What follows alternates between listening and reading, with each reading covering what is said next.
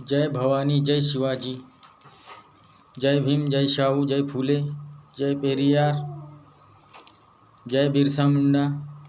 सभी भारत के सभी महापुरुषों को मेरा तहे दिल से वंदन। और साथियों, मैं आपके लिए ख़ास एक बात बताने के लिए आया हूँ। बस 10 मिनट में मेरी बातें सुन लीजिए। मैं आज कुछ ख़ास भारत के मुखिया के लिए कुछ बताने जा रहा हूँ। अगर अच्छी लगे तो लाइक करो वीडियो को, अच्छी नहीं लगे तो ना करो, वो आपकी इच्छा है। कि मैं आपको हमेशा जागरूक करने का काम करता हूँ और मुझे जितना समझता है उतना ही बताने का काम करता हूँ। इसके लिए आप भी मेरे बातों को समझ लीजिए। आज भाइयों, 2-4-5 दिन के पहले लोकसभा में महिला बिल पास हो गया, महिला आरक्षण बिल पास हो गया। तो क्या महिला आरक्षण बिल SC ST OBC के लिए हो सकता है? भाइयों, मैं कहता हूँ बिल्कुल SC ST OBC के लिए नहीं हो सकता। क्यों? कि अभी आपने महाभारत देखे होंगे। भारत देश में कुछ दिन पहले आरक्षण के लिए मांगे बढ़ रही थी। जो लोग खुद को सुवर्ण जाति के समझते, बड़े बिरादरी के समझते, आमरण अनशन किए। आमरण अनशन उनकी मंगनी पूरी हो गई, लेकिन सरकार ने रास्ता दूसरा निकाल लिया। भाइयों, अब दूसरा रास्ता क्या है? महिला विधेयक बिल पास करने की वजह ये जो सुवर्ण लोग हैं, इनकी महिला को आरक्षण मिलेगा। ये सुवर्ण लोग खेती बाड़ी करेंगे, गाय चराएंगे, भैंस चराएंगे, दूध निकालेंगे, और इनकी महिला आमदार, खासदार, डॉक्टर, इंजीनियर, जो भी पदवी है वो उनको मिलेंगी। क्योंकि उनके घर आसानी से चलते रहेंगे। जब आदमी को पर्याय नहीं, तो पर्याय व्यवस्था ये निकाला मोदी सरकार ने। इनकी औरतों को आगे करेगा, इनको आरक्षण देगा, इनकी औरतों को, और आपको दबा के रखेगा। मेरे भाइयों, ST SC OBC के लोगों, मेरी बातों को समझना होगा आपको। मैं एक किसान मजदूर का बेटा हूँ, लेकिन मुझे आगे का इतना दिखता है कि मैं समझ सकता हूँ कि आगे क्या होने वाला है। कि ये सरकार झूठी, पाखंडी, जातिवादी, ऐसी इसकी शकल सूरत है। तो भाइयों, आपको समझना चाहिए आखिर आप लोगों के साथ ऐसा क्यों होता है। छोटे छोटे इसमें आपको आरक्षण था, रेलवे में आरक्षण था, जो चीज़ें बेचे हैं, एयरपोर्ट बेचे हैं, एयरपोर्ट में आरक्षण था आपको, रेलवे में आरक्षण था, LIC में आरक्षण था। किसी न किसी ढंग से SC ST OBC के लोग यहाँ पहुँच ही जाते थे। पर इन्होंने बड़ी चाल खेली है, और जहाँ SC ST OBC के लोग काम करते हैं, वर्कर है, इनको पैसा देना पड़ेगा गवर्नमेंट को, वो सब बेच दिया। भाइयों, 7,000 8,000 में अभी ड्यूटी करो 12 घंटे की, यही सच्चाई है। मेरा कोई वैयक्तिक विरोध नहीं है उनसे, और मैं वैयक्तिक तौर पे नहीं बोल रहा हूँ, मैं आपके भलाई के लिए बोल रहा हूँ। इनकी चाल को समझो, इनके खेल को समझो। अगर समझ गए तो समझ गए, अगर ना समझ गए, ना समझे, तो 2024 के बाद आपकी गिनती मुर्दाघर में होंगी, मुर्दे बन जाएंगे आप। क्योंकि इनके साथ संघर्ष करना जरूरी है। मनुवाद विरुद्ध अम्बेडकरवाद, आम्बेडकरवादी जो विचारधारा है वो तरक्की पे ले जा रही है बहुजन लोगों को, और जो मनुवादी व्यवस्था है वो दबाए रख रही है। अब इनको बीजेपी आरएसएस को मनुवादी व्यवस्था लागू करना है और लागू हो गई, इसमें कोई शक नहीं है।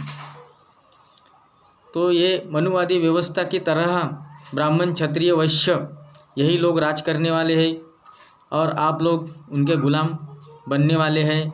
और फिलहाल में अभी वही चल रहा है कि आप गुलाम हो। आपकी सोच उतनी नहीं है, आप सोच नहीं सकते हो कि आप भावना में बहके हो। आपकी भावना इस तरह बनाए रखी है, धर्म जाति इस तरह भावना बनाए रखी है आपकी। पर आप लोगों को 75 साल के बाद में भी होश नहीं आया है, क्योंकि आपको इंजेक्शन वैसा दिया गया है।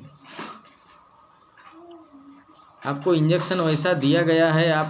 आपको प्यारी प्यारी बातें सुनाएंगे, मीठी मीठी बातें सुनाएंगे, आपके घर में आएंगे, आपके साथ हंसी मजाक करेंगे, थोड़ा फार आपको खिलाएंगे पिलाएंगे। मतलब आपकी कंडीशन कुत्ते जैसी हो गई है। कुत्ते को रोटी डालो कुत्ता चुप हो जाता है, नहीं तो कुत्ता भौंकता है, वैसी आपकी कंडीशन हो गई। पर भाइयों, इसी बात को आपको समझना होगा, सिर्फ धोखा ही धोखा है। आरएसएस बीजेपी आपको धोखा ही धोखा दे रही। इस बात को अगर समझ नहीं पाए तो आने वाले 2024 को आपको कहीं जगह नहीं मिलेगी। मर जाओगे आप, बर्बाद हो जाओगे, लूट जाओगे, आपकी अब्रू लूट जाएंगी, आपके महिलाओं की अब्रू लूट जाएंगी। जो पहले होता था वैसा ही हो जाएगा अभी।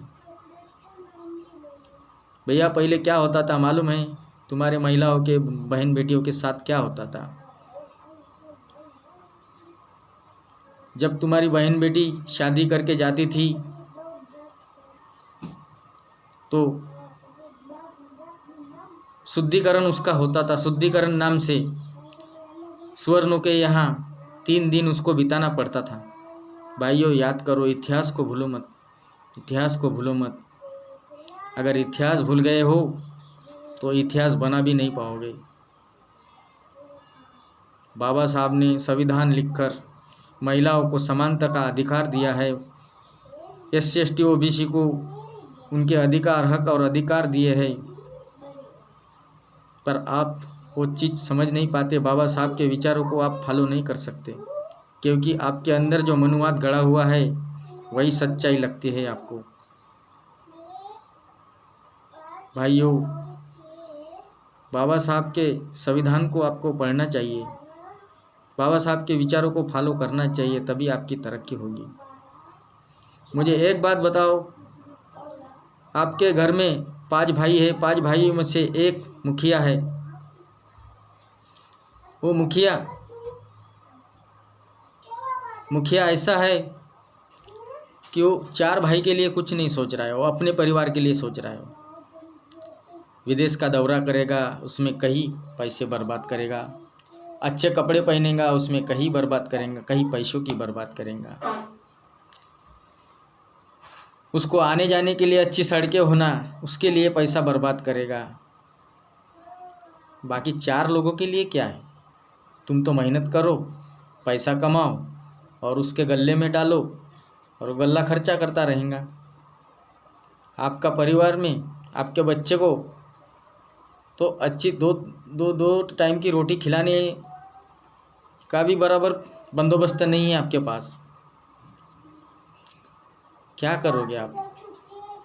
भाइयों ज़रा सावधान हो जाइए। अगर आपके घर का मुखिया कुछ बेच के अगर घर चला रहा है, अपनी बड़ाई बता रहा है, तो आपके परिवार बर्बाद होने के लक्षण है भाइयों।